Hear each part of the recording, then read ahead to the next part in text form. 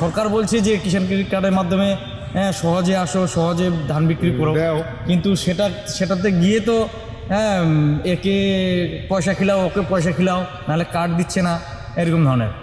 কুসুমুন্ডি বিধানসভাতে সেচের ওরকম আমাদের তো মানে বর্ডার এরিয়ায় ওরকম সেচের ব্যবস্থা আমাদের দিকে করিনি এখনো।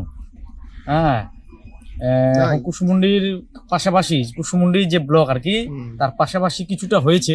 বিভিন্ন জায়গায় দেখছি যে সোলারের মাধ্যমে জল সেচের ব্যবস্থা হয়েছে, কিন্তু আমাদের বর্ডার এরিয়ায় মানে ওই ধরনের কোনো রকম সেচের ব্যবস্থা হয়নি। যেটুকু আমাদের করতে হচ্ছে সেচের ব্যবস্থা, সেটা নিজে থেকেই মেশিনের মাধ্যমে বা বৈদ্যুতিক মোটর বসিয়ে নিজেই আর কি। সরকারি তরফ থেকে কোনো রকম সেচের ব্যবস্থা আমরা পাইনি এখন। ধান বলতে কি জিনিসের তো একদম মন্দা বাজার।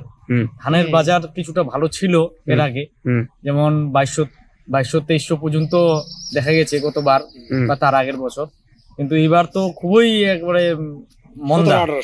হ্যাঁ, শেষে তো এমন অবস্থা যে 1700-1800 পৌঁছালো। হ্যাঁ, ধান তো অনেকের আটকে আছে, মানে দামের জন্য কেউ বিক্রি করতে পারছে না।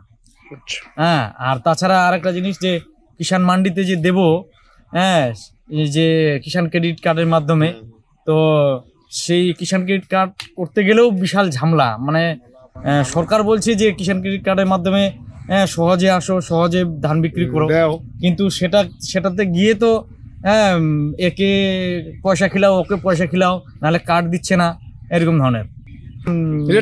রেটেও কিন্তু আমরা ধান বিক্রি করতে পারছি না, আর বাজারে এমনিতে বিক্রি করতে যাচ্ছি তো 1800-র উপর ধান নিতে চাচ্ছেন।